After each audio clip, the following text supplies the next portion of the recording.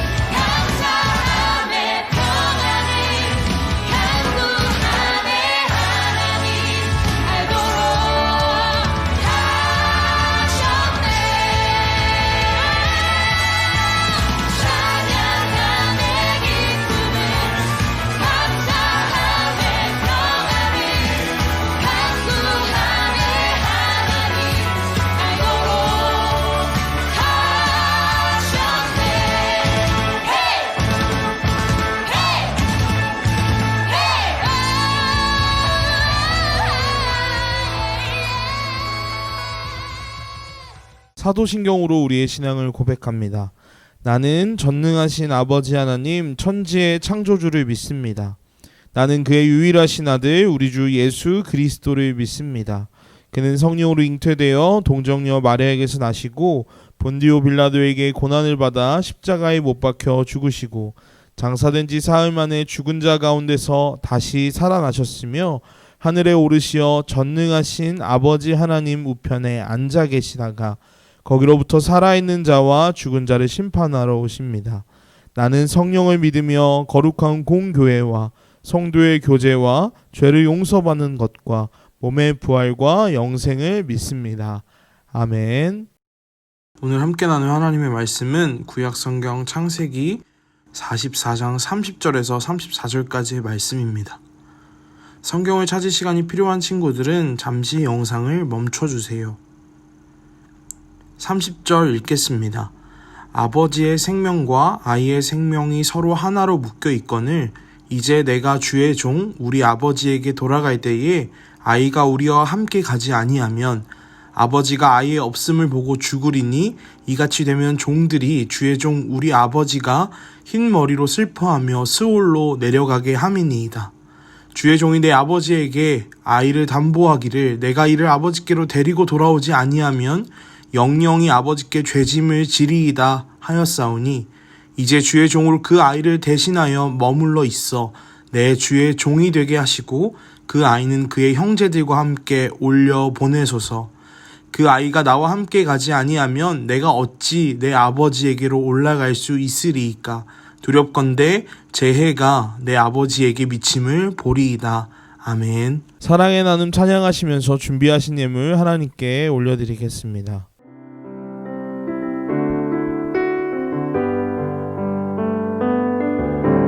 사랑의 나눔 있는 곳에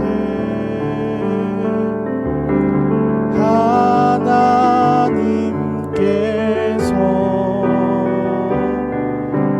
계시도다. 예물을 위해 기도합니다. 사랑의 하나님 감사합니다.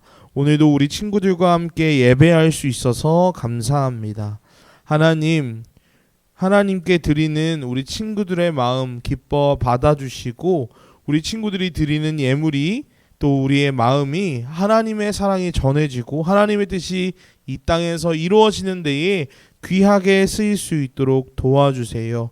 늘 안전과 건강과 평화로 우리 친구들을 지켜주시고 매일의 삶 가운데 하나님과 함께 걸어가는 우리 소년부의 모든 친구들이 될 수 있도록 도와주세요. 하나님 감사합니다. 또 사랑합니다. 이 모든 말씀 예수님의 이름으로 간절히 기도드립니다.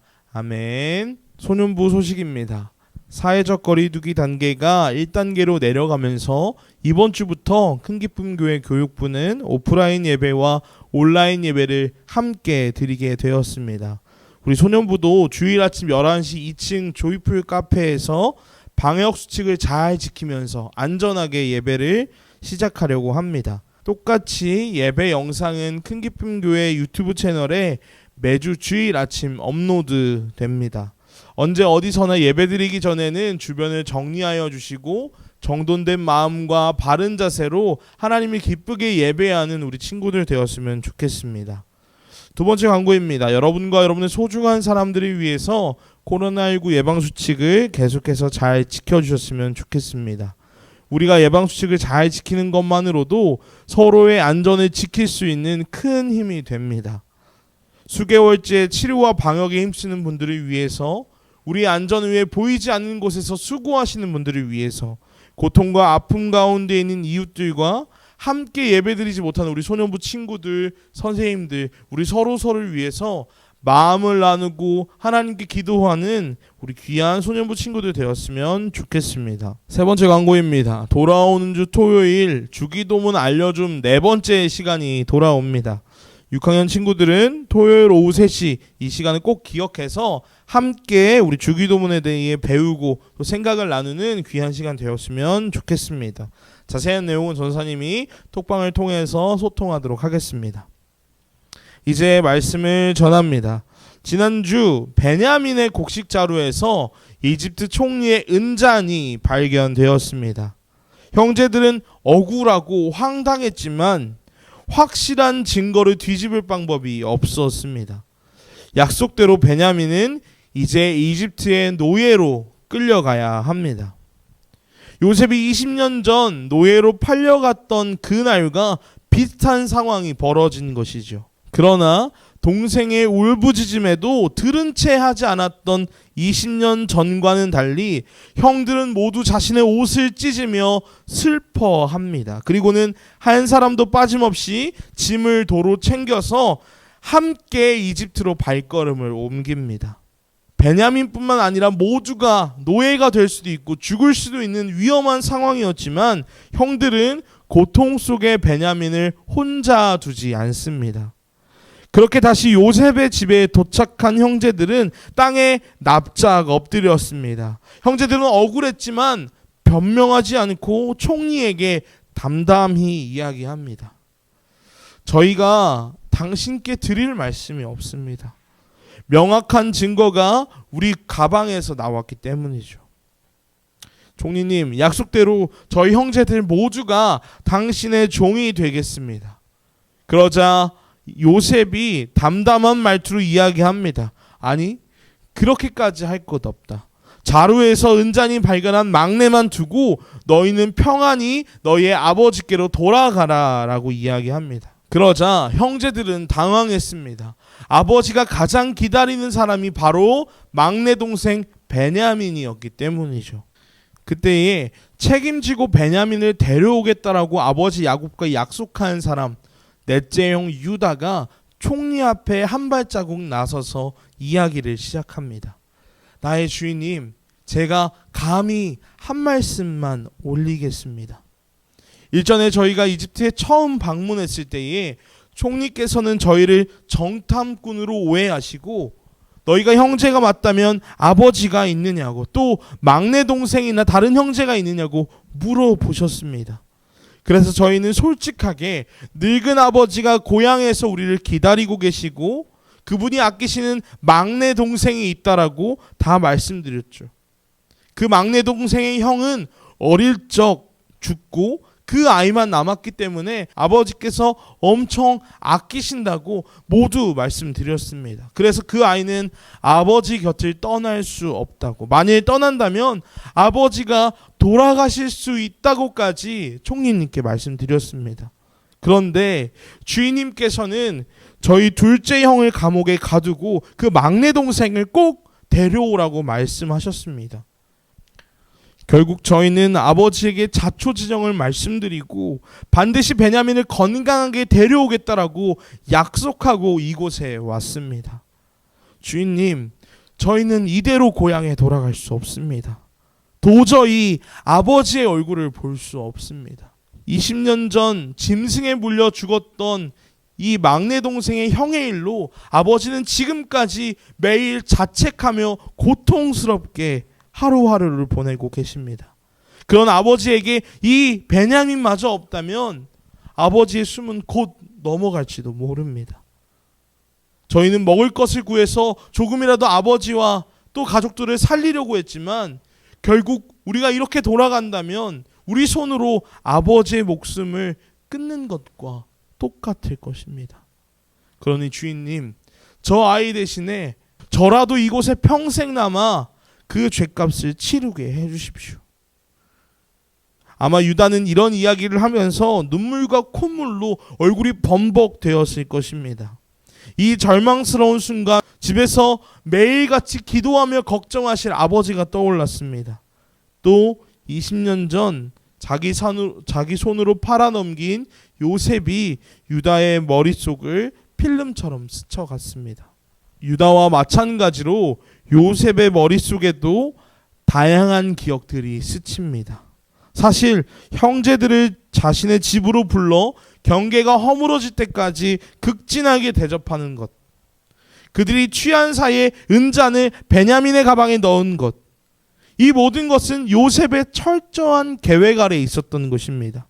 어쩌면 맨 처음 형들이 이집트에 찾아왔을 때부터 요셉의 계획은 시작되었을지도 모릅니다. 하지만 모든 일을 계획한 요셉도 오늘 적지 않게 놀랐을 것입니다.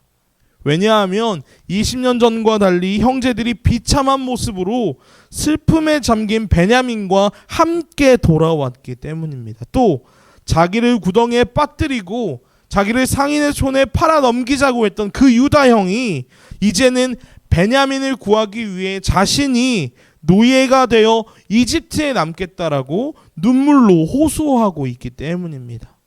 창세기를 통틀어 가장 극적이고 감정이 고조되는 장면이 오늘 본문에서 우리 친구들과 함께 다시 한번 읽었으면 하는 구절이 있습니다. 바로 44장 30절입니다. 전사님 자막을 띄워줄게요. 함께 읽겠습니다. 시작. 아버지의 생명과 아이의 생명이 서로 하나로 묶여 있습니다. 그래서 우리 형제들은 고통 중에 있는 베냐민을 내버려 둘 수 없습니다. 우리 모두가 종살이를 해서라도 막내 동생의 고통을 나누겠습니다. 사랑하는 여러분, 지난주 전사님이 고민해보면 좋겠다고 한 주제가 한 가지 있었습니다. 하나님을 아버지라고 부르고 사랑하는 사람이라면 어떻게 행동하는 것이 옳을까? 아버지만 기쁘게 해드리면 될까? 아니면 하나님의 자녀들, 하나님이 지으신 세계를 사랑하며 살아가야 할까? 오늘 베냐민의 형제들은 아버지와 형제의 생명이 이어져 있다라고 고백합니다. 그래서 아버지를 사랑하는 우리는 위험과 고통의 자리에서 그 형제를 지키겠다라고 이야기하고 있습니다. 신약 성경에 보면 예수님도 한 가지 비유로 우리에게 말씀해 주십니다. 한 마을에 아버지와 두 아들이 있었습니다. 첫째 아들은 아버지 말도 잘 듣고 공부도 열심히 하는 효자 아들이었죠. 반면에 둘째는 동네에서 소문난 말썽쟁이였습니다. 매일 말썽만 피우고 아버지를 속상하게 하는 아들이었죠. 그러던 어느 날 이 둘째 아들이 사춘기가 되어서 아버지의 재산을 반 정도 챙겨서 가출해버렸습니다.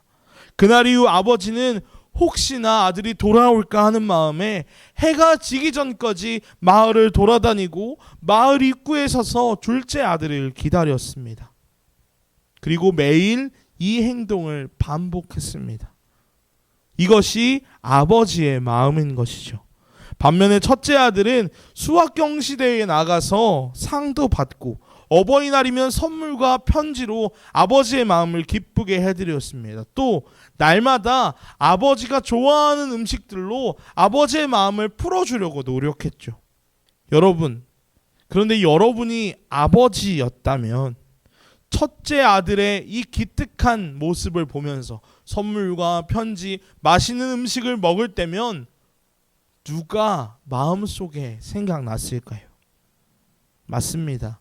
집을 나간 둘째 아들이 생각났을 겁니다. 맛있는 음식을 먹을 때면, 가장 행복한 순간이 찾아올 때면 이 자리에 없는 둘째 아들이 아버지의 마음속에 계속해서 남아 있었을 것입니다. 여러분, 그렇다면 아버지에게 지금 필요한 것은 무엇이죠? 수학경시대회 1등 했다는 상장일까요? 맛있는 음식과 매일같이 열리는 파티일까요? 아니죠. 기다리는 둘째 아들이 무사히 집으로 돌아오는 것. 둘째 아들이 고통과 위험에서 벗어나는 것입니다. 가지고 나갔던 모든 돈을 다 잃어도 좋으니 그저 건강한 모습으로 집에 돌아오는 것을 아버지는 가장 원할 것입니다. 여러분, 전도사님 생각에 진짜 아버지를 사랑하는 아들이었다면 첫째 아들은 아버지를 기쁘게 하는 일도 열심히 해야겠지만 아버지와 함께 열심히 동생을 찾아 나섰어야 한다고 생각합니다. 매일 마을 입구까지 내려가서 기다리시는 아버지의 눈과 발이 되어드려야 합니다. 구석구석 돌아다니며 동생이 위험에 빠지진 않았는지, 동생이 어디에 있는지 찾아다녔어야 합니다. 어쩌면 골칫덩어리 동생이 미운 날도 있고 자기와 별로 친하지도 상관이 있지도 않기 때문에 첫째 아들은 그저 자기의 일을 했을지도 모릅니다. 그러나 아버지의 마음을 아는 아들이라면, 정말로 아버지를 사랑하는 사람이라면, 아버지의 생명과 마음이 둘째 아들과 이어져 있다는 것을 아는 사람이라면 동생을 찾는 일, 동생을 위험에서 구해내는 일에 누구보다 앞장서야 합니다. 사랑하는 여러분, 하나님과 우리의 관계도 이와 마찬가지로 생각합니다. 우리가 드리는 예배와 기도 하나님이 분명히 기뻐하십니다. 여러분이 열심히 찬양하고 말씀 노트까지 적어가면서 열심히 말씀 듣는 모습 하나님이 정말 기뻐하십니다. 그런데 평소에 친구, 형, 누나, 오빠, 언니, 동생들을 괴롭히고 학교와 가정에서 엉망으로 살고 주일에만 하나님을 기쁘게 예배하면 하나님이 그 예배를 기뻐 받아주실까요? 아무리 우리가 교회에서 예배 때 열심히 한다고 해도 주변에 하나님이 지으신 세계를 사랑하지 않는다면, 우리 형제들이 고통받고 있는 모습을 모른 채 한다면 하나님께서는 그 예배를 기뻐하지 않으신다고 전도사님은 확신합니다. 하나님은 나의 아버지인 동시에 우리 모두의 아버지이기 때문입니다. 하나님은 나를 창조하신, 나를 사랑하신 하나님이기도 하지만 동시에 이 모든 세계를 창조하시고 모든 사람을 사랑하는 좋으신 아버지이기 때문입니다. 좋은 아버지는 형제끼리 싸울 때 맛있는 음식을 먹는다고 해서 기뻐하지 않으십니다. 자식 중 누군가 불행할 때에, 자식 중에 누군가 위험에 처했을 때에 좋은 아버지는 파티를 즐기지 않으십니다. 마음이 답답하고 괴롭습니다. 왜죠? 아버지의 마음과 사랑은 그 아들, 그 사람, 그 세계와 연결되어 있기 때문입니다. 사랑하는 여러분, 예배도 너무나도 중요합니다. 그러나 예배를 드리는 우리의 평소 모습도 그만큼 어쩌면 더 중요합니다. 야곱과 베냐민의 생명이 이어져 있듯이 우리 모두는 하나님과 생명이, 호흡이, 사랑이 이어져 있는 존재이기 때문입니다. 사랑하는 여러분, 하나님이 믿는 우리가 기억해야 할 것이 있습니다. 하나님은 우리를 지으시고 보호해 주시는 좋은 아버지십니다. 그 하나님께서는 우리에게 예배만을 원하지 않으십니다.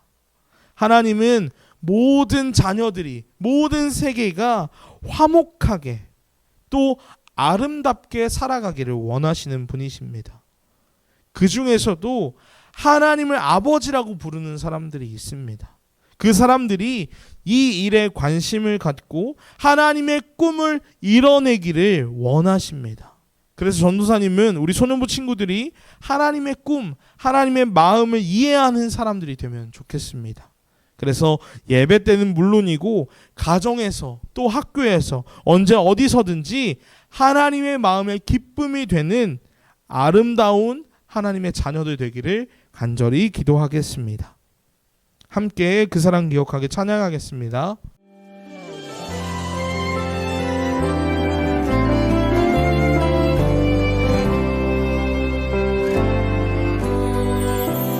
그 사랑 기억하게 해주세요. 그대 걷게 해주세요.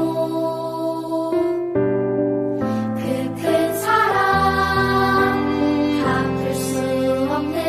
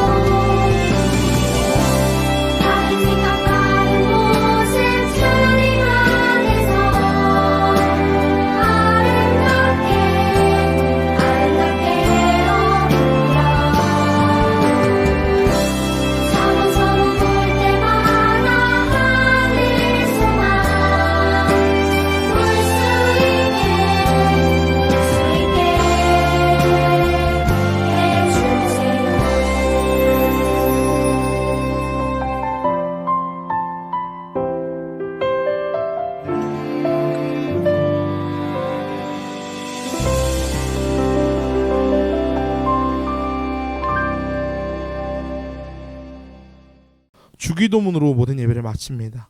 하늘에 계신 우리 아버지, 아버지의 이름을 거룩하게 하시며 아버지의 나라가 오게 하시며 아버지의 뜻이 하늘에서와 같이 땅에서도 이루어지게 하소서. 오늘 우리에게 일용할 양식을 주시고 우리가 우리에게 잘못한 사람을 용서하여 준 것 같이 우리 죄를 용서하여 주시고 우리를 시험에 빠지지 않게 하시고 악에서 구하소서. 나라와 권능과 영광이 영원히 아버지의 것입니다. 아멘.